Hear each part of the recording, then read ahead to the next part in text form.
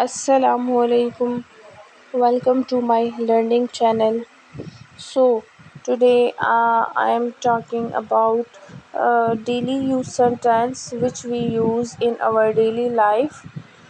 So, without any delay, let's start it.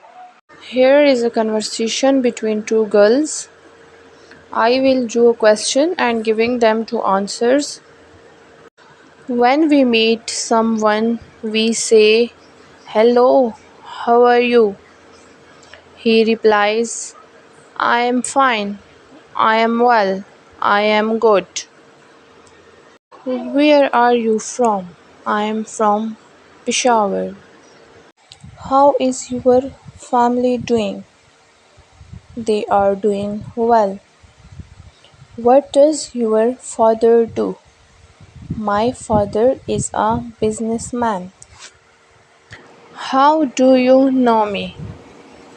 "I have seen you once at my school." "What do you do?" "I am a student." "How was your day?" "It was quite good." "Do you have any siblings?" "Yes, I have a brother and a sister." "Why are you learning English?"